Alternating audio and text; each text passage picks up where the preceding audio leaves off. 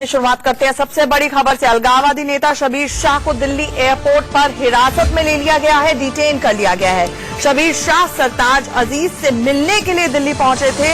आपको बता दें 2 दिन पहले भी शबीर शाह को पहले हिरासत में लिया गया, फिर छोड़ दिया गया। 2 घंटे की हिरासत के बाद एक संकेत देने की कोशिश हुई थी भारत की तरफ से, लेकिन लगता है पाकिस्तान संकेत की भाषा नहीं समझा। उसको जब स्पष्ट तरीके से कहा गया कि हुर्रियत के साथ और अलगाववादी नेताओं के साथ उनकी बातचीत नागवार है, तब भी पाकिस्तान नहीं समझा।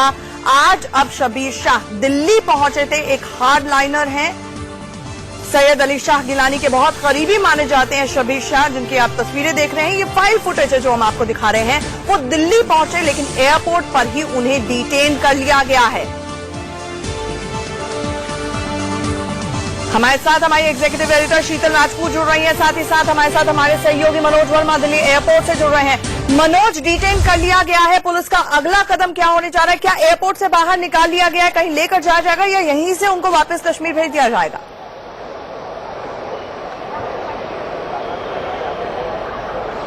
जी बिल्कुल, देखिए शीतल, अभी एयरपोर्ट के अंदर ही उनको रखा गया है। तकरीबन 12 बजे के करीब फ्लाइट यहां पर पहुंच गई थी। उसके बाद जैसे ही शबीर शाह बाहर निकले हैं, उसके बाद दिल्ली पुलिस थी यहां पर मौजूद थी पहले से एयरपोर्ट पर, उसके बाद वहां पर डिटेन कर लिया गया। अभी तक उनको बाहर नहीं लाया गया है और जो हमारी बातचीत हो रही है सूत्रों से, उनका साफ तौर पर यह कहना है कि अभी उनसे पूछताछ चल रही है। ऐसा भी हो सकता है कि उनको यहीं से वापस भेज दिया जाए या फिर पूछताछ के लिए उनको एयरपोर्ट पर जो डीसीपी ऑफिस है वहां पर लेकर जाया जाएगा। तो अभी फिलहाल उनको यहाँ पर एयरपोर्ट के अंदर ही रखा गया है और उनसे लगातार पूछताछ चल रही है। जी अब मनोज, क्या ये जानकारी मिल पाई है कि शबीर शाह अकेले ट्रैवल कर रहे हैं या उनके साथ भी कुछ लोग हैं, और वहां पर जो दिल्ली पुलिस की है टीम वो कितनी बड़ी है?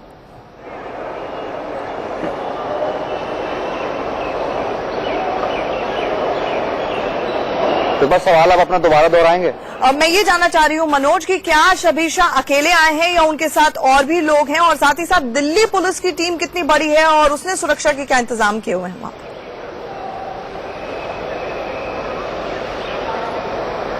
जी बिल्कुल, देखिए अभी तक जो जानकारी मिली है उसके मुताबिक शबीर शाह यहाँ पर अकेले ही पहुंचे हैं। दिल्ली पुलिस के तमाम आला अधिकारी यहाँ पर मौजूद हैं, जो डीसीपी एयरपोर्ट है वो यहाँ पर मौजूद है। इसके अलावा आपको बता दें कि आईबी के लोग भी यहाँ पर मौजूद हैं, क्योंकि उनको पहले से ही ये आगाह कर दिया गया था कि वो दिल्ली ना आए। अगर वो दिल्ली आते हैं तो उनको हिरासत में लिया जा सकता है, लेकिन उसके बावजूद वो यहाँ पर पहुंचे हैं। तो पुलिस की जो टीम थी वो पहले से ही दिल्ली एयरपोर्ट पर मौजूद थी। उसके अलावा सीआईएसएफ ने भी अपने इंतजाम यहाँ पर किए हुए थे। तो अभी उनको अंदर ही रखा गया है। फिलहाल ये जानकारी नहीं मिल पा रही है कि उनको यहाँ से वापस भेज दिया जाएगा या फिर उनको यहाँ पर अभी और पूछताछ की जाएगी। सूत्रों का यही कहना है कि ऐसा भी हो सकता है कि उनको यहीं से वापस, जो अगली फ्लाइट श्रीनगर की जाती है, उनको पूछताछ के बाद यहाँ से वापस भेज दिया आईबी ऑफिशियल, दिल्ली पुलिस के ऑफिशियल वहां पर मौजूद हैं। साथ ही साथ हमारे साथ एक वरिष्ठ गेस्ट रक्षा विशेषज्ञ आलोक बंसल जी जुड़ गए हैं। साथ ही साथ मेरे सहयोगी ब्यूरो चीफ राकेश कुमार सिंह जुड़ गए हैं।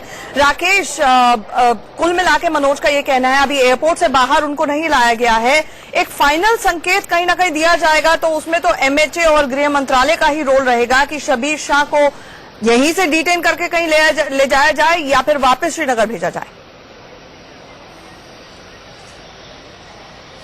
देखिए, गृह मंत्रालय के आला अधिकारी की माने तो उन्हें वापस भेजा जाएगा, शबीर शाह को वापस श्रीनगर भेजा जाएगा। और यहाँ पर आंचल आपको दिखाना चाहूंगा, आप अमूमन शनिवार के दिन यहाँ पर गृह सचिव, आईबी चीफ यहाँ पर नहीं बैठते हैं, लेकिन दोनों की गाड़ियां यहाँ पर लगी हुई हैं। साथ ही साथ इंटरनल सिक्योरिटी से जुड़े हुए जो भी अधिकारी हैं यहाँ पर मौजूद हैं। और पूरे जो एयरपोर्ट की जानकारी है वो सीधे तौर पर गृह सचिव को जानकारी दी जा रही है। तो इस पूरे मसले को लेकर साफ तौर पर गृह मंत्रालय के सूत्रों की माने तो उन्हें सीधे तौर पर निर्देश दिया गया है कि शबीर शाह को वापस भेजा जाए। यानी अब शबीर शाह का, क्योंकि फ्लाइट जो है श्रीनगर के लिए वो कुछ देर बाद है, तो वैसे उनको डिटेन किया गया है वहां पर, और वापस भेजने की तैयारी जो एक विकल्प है गृह मंत्रालय के पास, उसके मुताबिक अगर बात करें तो उन्हें वापस भेजने पर विचार किया जा रहा है। क्योंकि जिस तरह से पहले ही उनको बता दिया गया था कि वार्ता से पहले सेपरेटिस्ट लीडर नहीं आए और वे बातचीत की कोशिश नहीं करें। बिल्कुल राकेश, इस वक्त एक बड़ी खबर आ रही है, इसका रुख कर लेते हैं। आपको बता दें प्रधानमंत्री मोदी से मिले हैं एनएसए अजीत डोभाल। अभी ये खबर आ रही है कि अजीत डोभाल प्रधानमंत्री से मिलने के लिए पहुंचे हैं, उन्हें पूरे घटनाक्रम पल पल की जानकारी दे रहे हैं। तो हमारे सामने जो पिक्चर उभरती हुई आ रही है, तस्वीरें दिख रही हैं, वो ये कि एक तरफ शबीर शाह अलगाववादी नेता एयरपोर्ट पर पहुंचते हैं, उन्हें वहां पर डिटेन कर लिया जाता है, हिरासत में ले लिया जाता है। पल पल के घटनाक्रम की जानकारी पूरी तरह से गृह मंत्रालय के तमाम आला अफसर इस वक्त लूप में हैं और उनको दी जा रही है। आगे का क्या कदम होगा बहुत जल्दी पता चलेगा। और इस दौरान एक दूसरे लेवल पर एनएसए अजीत डोभाल मौजूदा हालात की जानकारी प्रधानमंत्री मोदी को दे रहे हैं। ऐसे में सबसे अहम यही हो जाता है और इसके लिए सीधे चलते हैं शीतल के पास। ये ब्रेक थ्रू से ज्यादा एनएसए लेवल टॉक्स में ब्रेकडाउन की स्थिति आ चुकी है। पहले संकेत दिया, समझाया पाकिस्तान को कि हुर्रियत और अलगाववादी नेताओं के साथ मुलाकात नागवार गुजरेगी, भारत को पाक नहीं समझा। अब हिरासत में ले लिया गया है। ऐसे में सरताज अजीज की 1:30 बजे की प्रेस कॉन्फ्रेंस का एजेंडा प्रीटी मच क्लियर हो चुका है। शीतल, बिल्कुल आंचल, जैसा कि हम सुबह से चर्चा कर रहे थे, हम आपसे बात कर रहे थे जब सुबह की स्क्रिप्ट ऑलमोस्ट अब क्लियर होती चली जा रही है। शबीर शाह का एयरपोर्ट पे डिटेंशन, भारत ने अपनी जो अनाउंस्ड पॉलिसी है, अपना जो अनाउंस स्टैंड है, उसके मुताबिक ऐसा किया कि अलगाववादी नेताओं को मुलाकात नहीं करने दी जाएगी। पाकिस्तान हाई कमीशन में सरताज अजीज से और वो उसी को रोकने के लिए उनको डिटेन किया गया। उसके बाद अब 1:30 बजे की प्रेस कॉन्फ्रेंस में मुझे लगता है कि पाकिस्तान के पास कोई चारा नहीं बचता है बजाय फॉर्मली अनाउंस करने के कि वो ये टॉक्स के लिए नहीं आएगा, क्योंकि अभी तक का उसका स्टैंड यही है कि अलगाववादियों से हम नहीं मिलेंगे तो बातचीत बेमानी है, हम बात नहीं करेंगे। और अब जब भारत ने सख्त कदम उठा लिया, दिखा दिया कि देखिए हम अपने स्टैंड पर कायम हैं, अलगाववादियों से हम आपको नहीं मिलने देंगे, क्योंकि ये तय नहीं हुआ था हमारे और आपके बीच में उफा में। तो मुझे लगता है कि तकरीबन सरताज अजीज की पीसी का जो खाका है वो तैयार हो चुका है। बिल्कुल। और अलगाववादियों से चाय पर चर्चा करनी है तो डिप्लोमेटिक वीजा पर सरताज अजीज वैसे ही आ सकते हैं, चाय पर चर्चा करें, बिरयानी पर बातचीत करें। लेकिन एनएसए लेवल टॉक्स जब बाकायदा होनी हो, उससे पहले ही क्यों इन लोगों से मुलाकात जरूरी है, ये एक सवाल जो पचना बहुत मुश्किल है। इस दौरान राजनाथ सिंह गृह मंत्री ने क्या कुछ कहा है, भारत पाक बातचीत पर राजनाथ ने क्या कुछ कहा, वो सुनवाते हैं। अभी कुछ देर पहले ही ये रिएक्शन आया। वो केवल तेवर पर होगी, केवल आतंकवाद के मुद्दे पर। तो उफा में ही एजेंडा तय हो गया था। अगर हुर्रियत से बात करेंगे तो मुश्किल है बात, वो तो ऑलरेडी मैसेज उनको दिया जा चुका है। हम लोग नहीं कह रहे हैं मुश्किल, आप उनसे बात मत करिए, बात होगी केवल गवर्नमेंट के साथ, एनएसए से बात होगी और केवल टेरर पर बात होगी।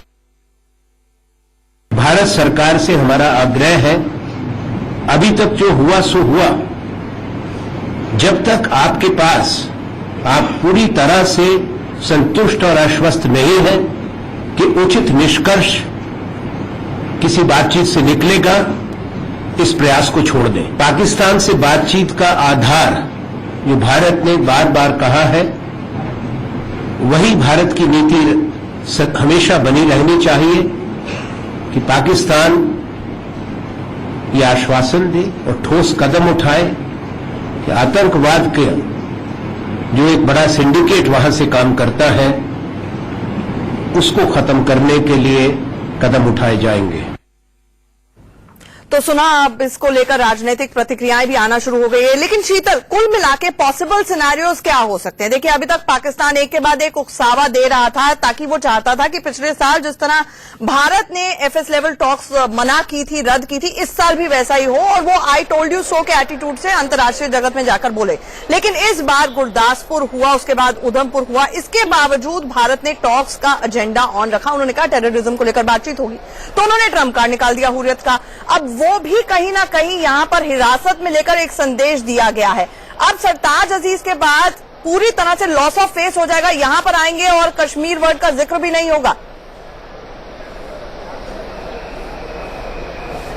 बिल्कुल लॉस ऑफ फेस होगा और होना भी चाहिए, क्योंकि जो टॉक्स का आधार तय किया गया था, जिसके बूते ये टॉक्स हो रहे हैं, ये कोई स्ट्रक्चर्ड टॉक्स या डायलॉग नहीं है आंचल, कॉम्पोजिट डायलॉग नहीं है जो शुरू हुआ है। ये एक लंबे अरसे बाद दोनों देशों ने आपस में तय किया, दोनों प्रधानमंत्रियों ने उफा में जुलाई के महीने में, कि हम एनएसएस को पहले मिलाएंगे। ये कॉम्पोजिट डायलॉग या जो बातचीत हुआ करती थी उसको वापस शुरू नहीं किया गया है, तो ये वो वाले स्ट्रक्चर्ड टॉक्स नहीं है। तो जब आपको पता है कि बातचीत रुकी हुई है और एक रोशनी की किरण दिखाई दे रही थी, ये जो एनएसए के टॉक्स दोनों प्रधानमंत्रियों ने डिसाइड किए, जिसके लिए तय हुआ कि सिर्फ आतंकवाद पर चर्चा होगी, उसको आप सैबोटाज और बिल्कुल बर्बाद करने पर तुले हुए हैं। तो आपके लिए इसके अलावा कोई और इलाज भारत के पास नहीं था। और लेकिन भारत ने अभी भी ये स्पष्ट किया हुआ है कि अलगाववादियों को अलग रख दें, तो यू आर मोस्ट वेलकम, आप आइए। और हमें हमारे सूत्र बताते हैं कि पाकिस्तानी हाई कमीशन से ही हमें पता चला, हमारे सूत्रों से और पाकिस्तान के सोर्सेज से, कि अभी भी सरताज अजीज की होटल में बुकिंग यहाँ हुई है और लास्ट मिनट अरेंजमेंट्स अभी भी हैं कि वो यहाँ पर आ भी सकते हैं। लेकिन जो अभी डेवलपमेंट हुई है, जिसमें भारत ने एकदम सीधा बता दिया, पहले ही बता दिया था और अब प्रैक्टिकली बता दिया, उसके बाद मुझे लगता है कि 1:30 बजे सरताज अजीज के लिए बड़ा मुश्किल होगा कोई स्टैंड लेना, और लेकिन स्टैंड उन्हें लेना पड़ेगा। स्टैंड उन्हें लेना पड़ेगा, कम से कम इतनी बात डंके की चोट पर शीतल बोल रही हैं। अब एक ओवरऑल पर्सपेक्टिव के लिए आलोक जी आपके पास आना चाहूंगी। आपने सुना ग्राउंड से क्या क्या रिपोर्ट्स आ रही हैं, ऐसे में जो डोजियर अजीत डोभाल की तरफ से प्रिपेयर किया गया है उसमें मोस्ट वांटेड लिस्ट है, पते हैं दाऊद इब्राहिम के, हाफिज सईद, लश्कर के सरगना, और तमाम वो सारी जानकारियां हैं। नावेद ने क्या कुछ कहा वो सब कुछ है। डोजियर से डर गया पाकिस्तान, इसलिए ये इस किस्म की हरकतें कर रहा है। देखिए, कई चीजें हैं, इसको समझना आवश्यक है। पहली चीज तो ये है कि ये जो मीटिंग थी, ये ऊफा में इसका निर्णय लिया गया था, और पाकिस्तान का जो सुरक्षा एस्टेब्लिशमेंट है वो इससे कभी खुश था नहीं, और वो कोशिश कर रहे थे कि किसी तरीके से अंतर्राष्ट्रीय समुदाय को ये दिखे कि भारत इस बातचीत से पीछे हट गया। और इसीलिए हमने गुरदासपुर देखा, नावेद देखा, इस तरीके के जितनी भी घटना चक्र हुआ, इसका कोशिश यही थी कि भारत इस बातचीत से पीछे हट जाए। लेकिन भारत जब इन सब प्रोवोकेशंस के बाद भी बातचीत के लिए आगे बढ़ा, तो अब इन्होंने ये हुर्रियत का मुद्दा लाया। इन्होंने कहा कि हुर्रियत के लोगों से हम इसलिए बातचीत करना चाहते हैं क्योंकि एक परंपरा रही है, और दूसरा ये कि क्योंकि वो आवाम के नुमाइंदे हैं।